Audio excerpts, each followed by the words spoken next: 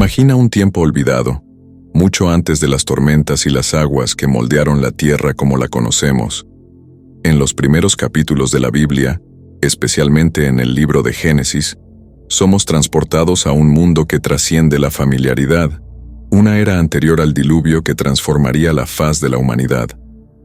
Estos relatos, a menudo envueltos en misterios e interpretaciones profundas, revelan una época de la humanidad primitiva caracterizada por una longevidad extraordinaria. Conexiones divinas intensas. 1. Cercanía íntima con el Creador, donde la misma historia de la creación se desenvolvía ante nuestros antepasados. Personajes notables como Adán, Eva, Caín, Abel y el eventual héroe Noé nos dan vislumbres de una vida que parece ser relacionable. Numerosas fuerzas se unen para causar el diluvio. Satanás y los ángeles caídos. El primer evento que llevó al diluvio ocurrió antes de la creación del mundo. Este evento fue la creación de los hijos de Dios.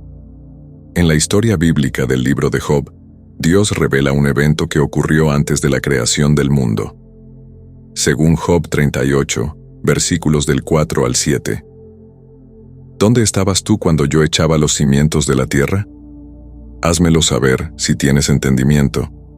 ¿Quién determinó sus medidas, si es que lo sabes? ¿O quién extendió sobre ella el cordel? ¿Sobre qué están fundadas sus bases?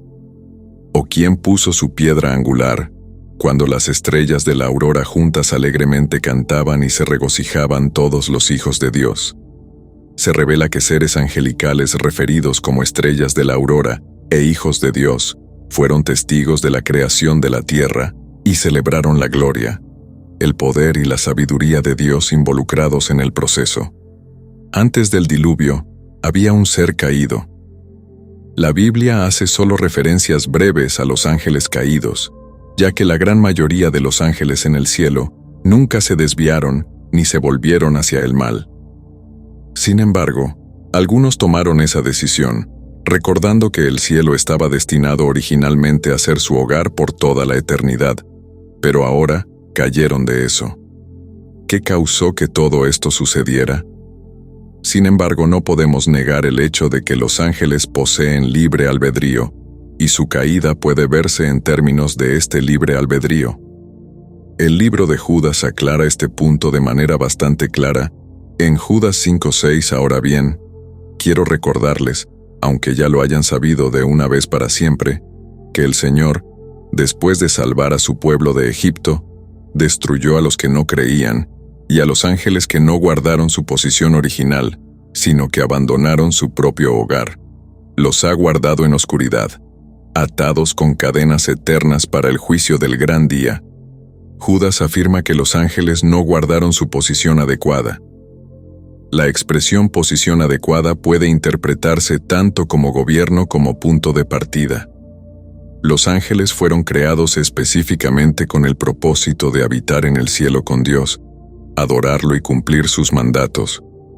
Fueron formados para glorificarlo, al igual que los seres humanos, pero estos fueron diseñados para habitar en la tierra, mientras que los ángeles fueron creados para vivir en el cielo.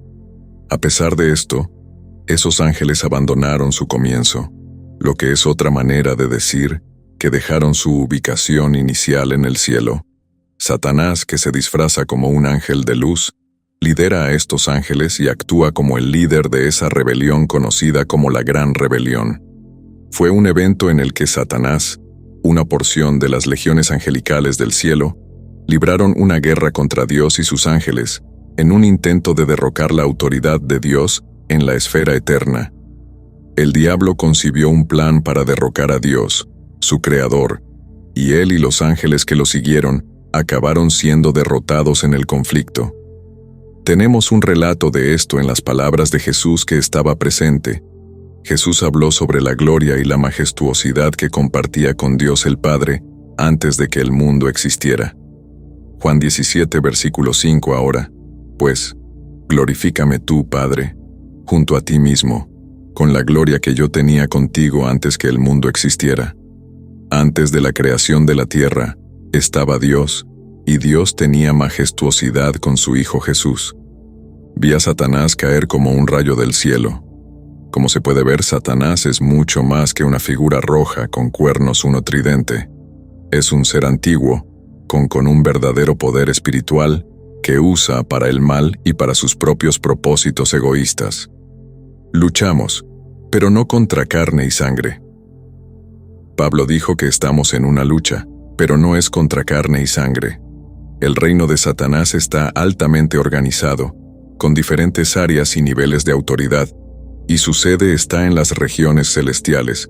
Esto es un hecho impresionante, pero es bastante claro. El hecho de que Satanás lidere un reino altamente organizado sorprende a algunas personas, pero hay muchas indicaciones claras de esto en la Biblia. Una guerra espiritual ha comenzado. Es un conflicto entre dos reinos, uno gobernado por Dios, el príncipe de paz, mientras que el otro es gobernado por Satanás, el príncipe de las tinieblas. Después de ser expulsado del cielo, Satanás y sus seguidores se comprometieron entre sí y formaron el reino rebelde. En el jardín del Edén, Satanás lanzó su primer ataque contra la autoridad de Dios en la tierra. Satanás consideraba la tierra como su dominio y veía a Adán y Eva como invasores de Dios en su territorio. Si Dios creó a la humanidad para vivir en la tierra con el fin de establecer su reino, Satanás necesitaba un plan de ataque. Cuando Dios creó el mundo, había un lugar llamado Edén. En hebreo, la palabra Edén significa alegría o felicidad. Era un lugar de provisión donde un hombre podría encontrar a Dios. Según Génesis 3 versículo 8, ahora en el jardín perfecto había un árbol especial llamado el árbol del conocimiento del bien y del mal. Dios le dijo a Adán y Eva que podían comer de cualquier árbol en el jardín, excepto Satanás. Necesitaba destruir el destino del hombre. Pero como el diablo, la antigua serpiente, llegó a Eva y usó 3 tácticas estratégicas contra ella. La primera fue la duda. ¿Realmente Dios dijo? Génesis 3 versículo 1. Casi se puede escuchar al padre de la mentira interactuando con Eva. El engañador luego usó su segunda estrategia, la suposición, haciendo que Eva dudara de si las consecuencias de su desobediencia resultarían realmente en su muerte. Como Dios sabía, seguramente no moriréis. Génesis 3 versículo 4. La tercera y última aproximación utilizada contra Eva fue la tentación. Dios se sintió decepcionado por su desobediencia. Ya no podían permanecer en el jardín del Edén. Adán y Eva ya habían cometido un error al comer el fruto prohibido. El contraataque subversivo de Satanás abrumó por completo a los humanos, pero Dios estableció una cabeza de playa en el jardín del Edén, prometiendo que la cabeza de la serpiente sería herida por la simiente de la mujer, revirtiendo las mesas contra el tentador. Antes de expulsar a Adán y Eva del jardín, Dios demostró su completo dominio sobre Satanás. El primer asesinato, Caín y Abel. Alguien señaló que el pecado cometido por el primer hombre llevó al segundo hombre a matar al tercero. A pesar de que Adán y Eva fueron expulsados del jardín, Dios continuó bendiciéndolos. Eva dio a luz a 2 hijos, Caín y Abel, con la ayuda del Señor. Ambos crecieron escuchando historias sobre Dios y sabían que debían ofrecer sacrificios a su Creador. Sin embargo, mientras el Señor se preocupaba por Abel y su ofrenda, no le importaba a Caín y su ofrenda. Esto enfureció a Caín. A pesar de la advertencia de Dios de que dominara el pecado, Caín engañó a su hermano, lo mató, lo enterró y lo negó por completo. Preguntó: ¿soy yo el guardián de mi hermano? Temiendo que otros lo mataran por su crimen, Dios puso una señal en Caín para protegerlo, diciendo que quien matara a Caín sufriría una venganza 7 veces mayor. Génesis 4 versículo 15. Caín fue castigado, convirtiéndose en un errante inquieto lejos de casa y familia. Después de ser castigado, Caín fue a vivir a un lugar llamado Tierra de Nod, al este del Edén. En esta tierra, Caín construyó una ciudad llamada Enoc, nombrada en honor a su hijo. Sus descendientes incluyeron personas influyentes de la época, como Jabal, el padre de los que viven en tiendas y crían ganado; Jubal, el padre de todos los que tocan instrumentos de cuerda y tubos; y Tubal-Caín, que forjaba herramientas de bronce y hierro. Génesis 4, versículos 17 a 22. Después del castigo de Caín, sigue la historia de dos familias, un tema recurrente en Génesis. Lamentablemente, las formas homicidas de Caín fueron transmitidas por su linaje familiar. Encontramos a un hombre jactándose de su propia violencia, y cuando llegamos a su tataranieto, el mal se propagó. El diseño perfecto de Dios tiene solo 4 capítulos, y ya encontramos a personas deleitándose en el derramamiento de sangre y desafiando su plan para el matrimonio. Antes del diluvio, la poligamía también fue transmitida por la línea de Caín. Hasta entonces, un hombre, una mujer, estaban casados de por vida, pero los descendientes de Caín tenían muchas esposas. En contraste con la línea de Caín, Dios estableció un nuevo árbol genealógico, dando a Eva un hijo llamado Set en reemplazo de Abel. Set ejemplificó el mismo tipo de adoración de su difunto hermano Abel. A medida que las personas comenzaron a invocar el nombre del Señor en conexión con Set, la forma de adoración de Caín, que era orgullosa y apuntaba a sí misma, mientras la forma humilde de adoración practicada por Abel y Set, clamaba a Judas, 11, ¡ay de ellos! Siguieron el camino de Caín, se precipitaron en el error de Balaam, en busca de ganancias, y fueron destruidos en la rebelión de Coré.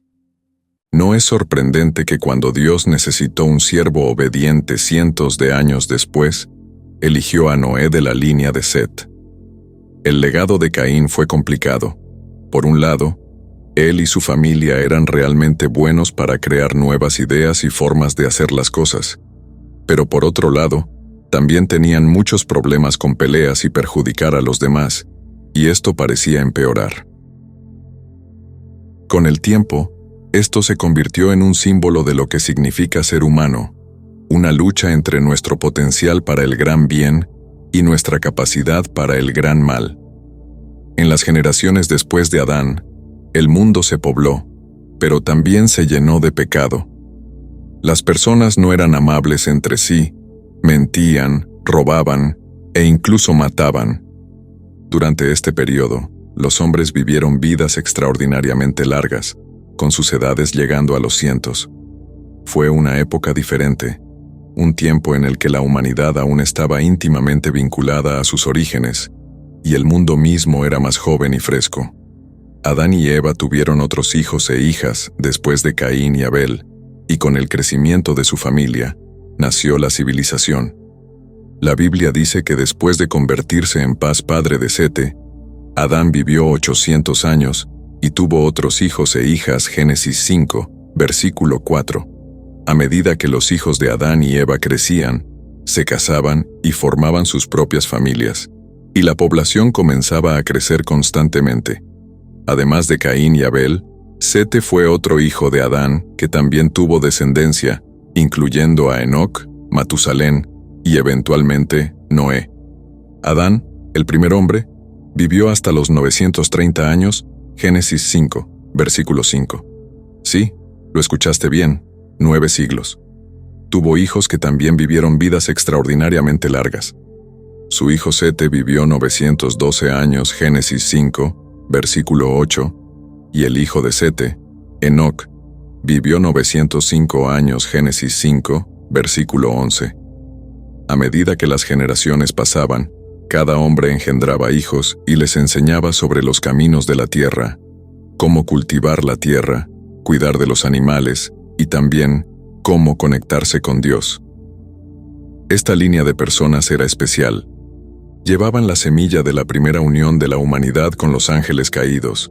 Sin embargo, a pesar de sus vidas largas y profunda sabiduría, estas personas antiguas no eran inmunes a los problemas que a menudo afligen a la humanidad, como los celos, la ira y a veces incluso la violencia. Sin embargo, hubo un hombre llamado Enoc. El libro de Génesis capítulo 5 nos presenta la primera mención de Enoc, y este es un Enoc diferente, no el hijo de Caín. Génesis 5, versículo 21. Cuando Enoc cumplió 65 años, se convirtió en padre de Matusalén. Según conocemos por la Biblia, su hijo Matusalén fue el hombre más viejo registrado en las Escrituras. Al estudiar las genealogías bíblicas, descubrimos que Enoc fue el bisabuelo de Noé. Génesis 5, versículo 22 y 24. La Biblia dice que Enoc anduvo con Dios en una era en la que la mayoría de sus contemporáneos solo tenía el registro de su nacimiento y de sus hijos. También engendraron a Enoc, que es como un soplo de aire fresco. En los libros de historia, Enoc fue presentado como los demás, pero a pesar de no haber vivido tanto como algunos de los otros hombres, su testimonio es destacado. La Biblia dice que él anduvo con Dios, y que cuando llegó el momento de dejar la tierra, Dios lo llevó sin pasar por la muerte como la conocemos. Su descripción es corta, pero significativa y profunda, lo que significa algo sobre su caminar puro con Dios. Su vida proporcionó un modelo para tantas personas a lo largo de diferentes generaciones, enseñándonos a vivir para una audiencia única. Silenciosamente nos enseña a buscar apasionadamente una comunión estrecha con Dios, sabiendo que al hacerlo, experimentaremos a Dios en una nueva dimensión. Génesis 5, versículo 24. El caso de Enoc fue el primer rapto registrado, ya que Dios simplemente se lo llevó. Tal vez la comunión fuera tan intensa que la presencia de Dios lo envolvió y se lo llevó. El libro de Hebreos habla sobre los hombres de los cuales este mundo no era digno. Y a pesar de la belleza de la vida de Enoc, su era no fue totalmente tranquila. Las personas vivieron mucho, pero no siempre bien. Tuvieron muchos años para perfeccionar sus habilidades, construir cosas y explorar la tierra, pero también tuvieron más tiempo para cometer errores, alejarse del camino de Dios y dejar que sus corazones se endurecieran. Esto eventualmente llevó a un mundo tan corrupto, tan lejano de sus orígenes divinos. Con el crecimiento poblacional, la expansión de tribus y familias con el tiempo, tribus y clanes se formaron, cada uno descendiente de uno de los patriarcas originales, extendiéndose por la tierra y encontrando nuevos territorios para llamar hogar. A medida que la población crecía, también crecía la necesidad de diferentes funciones y profesiones. Las personas no podían ser solo pastores y agricultores, era necesario diversificar. Caín, por ejemplo, era agricultor. Génesis 4, versículo 2, mientras que su hermano Abel era pastor de ovejas.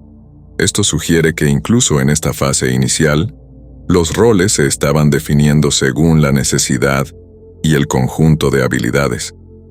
Tubal-Caín, un descendiente de Caín, se convirtió en instructor de todos los artífices en bronce y hierro. Génesis 4, versículo 22. Esto indica el surgimiento de profesiones más especializadas, como la metalurgia. También aparecieron músicos.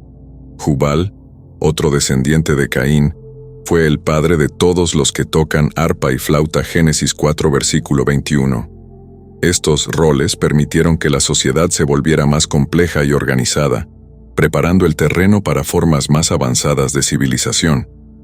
Aunque las personas aprendieron nuevas habilidades y ocupaciones, la vida antes del gran diluvio no era perfecta ni feliz. La Biblia nos dice que el Señor vio cuán grande era la maldad de la raza humana en la tierra, y que cada inclinación de los pensamientos del corazón humano era solo maldad todo el tiempo. Génesis 6, versículo 5. En resumen, antes del diluvio, la humanidad se expandió y diversificó. Las familias se convirtieron en tribus, los roles se convirtieron en profesiones, y la civilización dio sus primeros pasos. La invasión de los Nefilims fue orquestada por el autoproclamado comandante del reino de las tinieblas, Satanás, quien convocó a sus legiones del mal para infiltrar a la humanidad con la intención de contaminar la línea que llevaría al Mesías. Génesis 6, versículo 1-2. Cuando los seres humanos comenzaron a multiplicarse en la tierra y les nacieron hijas. Los hijos de Dios vieron que las hijas de los hombres eran hermosas y se casaron con cualquiera de ellas. Los hijos de Dios, según los caracteriza el libro de Job, son ángeles. 2/3 de los ángeles permanecieron con Dios en el tercer cielo, siendo ángeles elegidos, mientras que 1/3 fue expulsado, convirtiéndose en los ángeles caídos de Satanás. El reino de Dios prosperaba en número y fuerza, y sintiéndose amenazado, el príncipe de las tinieblas convocó a sus legiones malignas para infiltrar a la humanidad. Estos ángeles caídos descendieron a la tierra y engendraron a los nefilims o gigantes, palabra hebrea que se traduce como caídos. Esta invasión satánica del Génesis 6 corrompió todo el mundo. Los hijos de Dios vieron a las hijas de los hombres, siendo más preciso entender a los hijos de Dios como demonios, ángeles en rebelión contra Dios. Oh, hombres poseídos por demonios. La maldad de la humanidad estaba en ascenso. Génesis 6, versículo 1 a 5. En los primeros capítulos de Génesis, específicamente en Génesis 6, versículo 3 a 5, la Biblia describe un cuadro del mundo antes del diluvio. El Señor mi espíritu no permanecerá para siempre en el hombre, porque él es carnal, y sus días serán 120 años. Los nefilims estaban en la tierra en esos días, y también después, cuando los hijos de Dios cohabitaron con las hijas de los hombres, generando descendencia poderosa y famosa. El Señor vio que la maldad de la humanidad era grande en la tierra, y que toda intención de los pensamientos de sus corazones era mala continuamente. La tierra no era un lugar de paz o bondad, sino más bien un lugar lleno de pecado, violencia y corrupción moral. Imagina un mundo donde las personas están consumidas por sus propios deseos, siempre buscando hacer lo que quieran, independientemente del costo para los demás. Honestidad, integridad y bondad no son virtudes celebradas ni comprendidas. En cambio, el engaño y la manipulación gobiernan el día. Todos buscan a sí mismos, y el tejido de la sociedad se desgarra por el egoísmo y la maldad. En este entorno, las familias no son santuarios de amor y apoyo, sino campos de batalla de engaños y traiciones. Los vecinos no cuidan unos de otros, buscan explotarse mutuamente. Los gobiernos no son instituciones de justicia, sino sistemas de opresión, manteniendo el dominio de los poderosos sobre los débiles.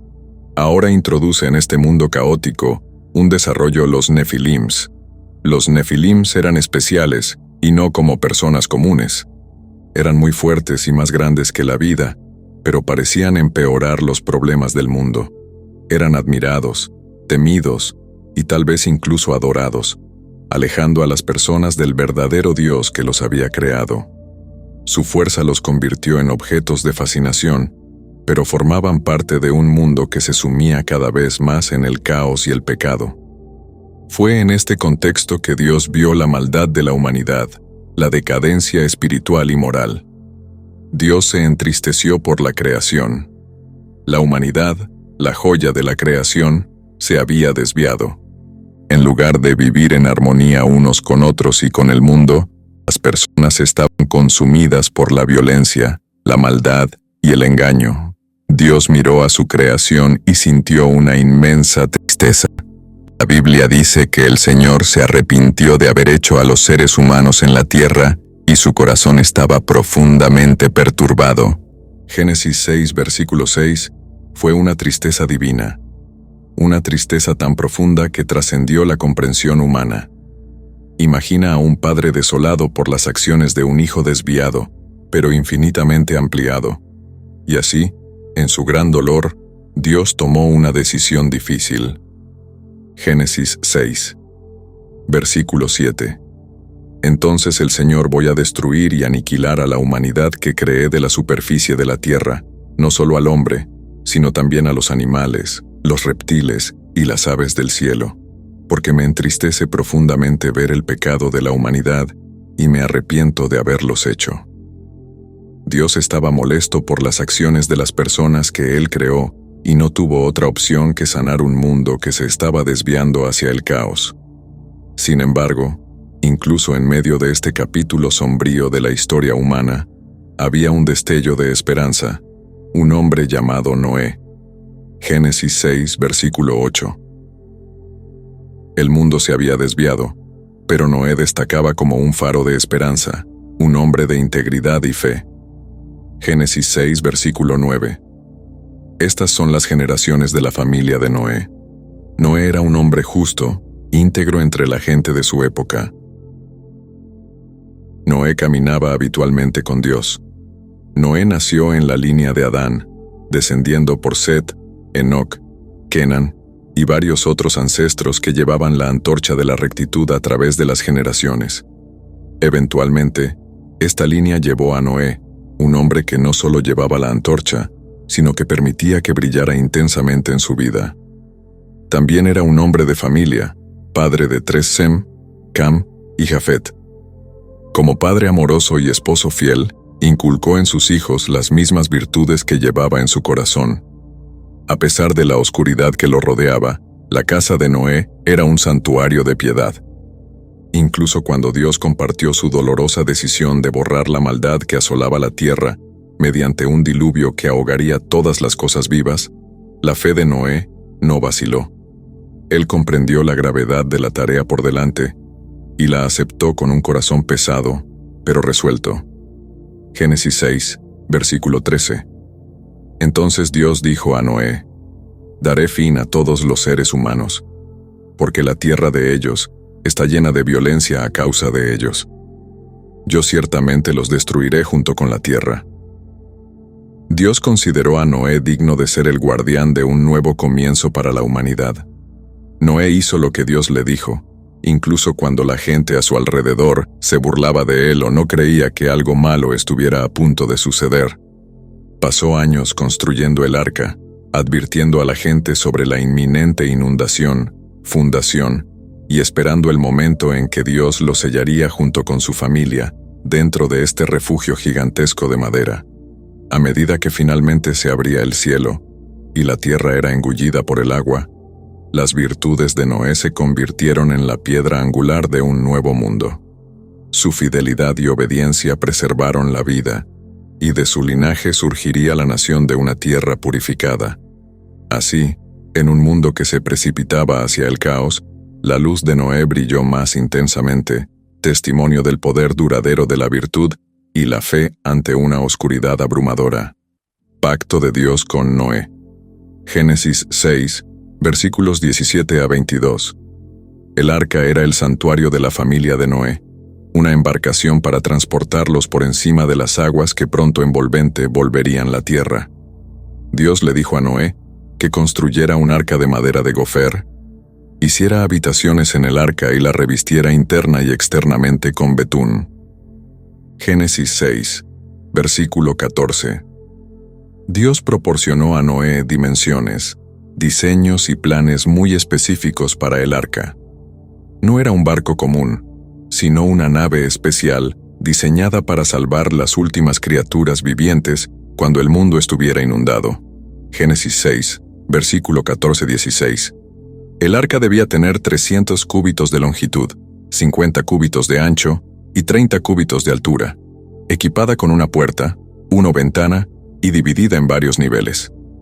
Convirtiendo las dimensiones a medidas modernas, eso sería equivalente a 450 pies de longitud, 75 pies de ancho y 45 pies de altura, con una puerta, una ventana dividida en diferentes niveles.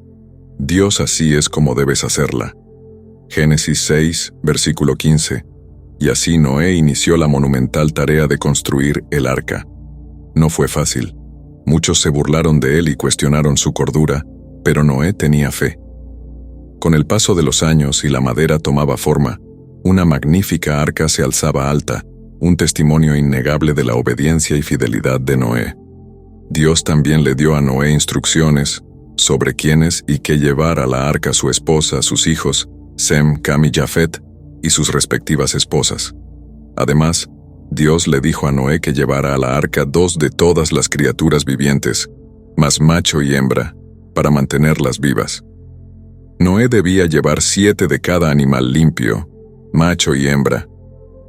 2 de cada animal inmundo, macho y hembra, 7 de cada ave del cielo, macho y hembra, para preservar sus especies en la faz de la tierra. Génesis 7, versículos 2-3. Noé hizo todo exactamente como Dios le había ordenado. Hemos llegado al final del video. Deja un me gusta si te gustó el video y activa la campanita. Ayude a difundir la palabra de Dios al mundo compartiendo este video con alguien que también se beneficiará de este video. Que Dios te bendiga.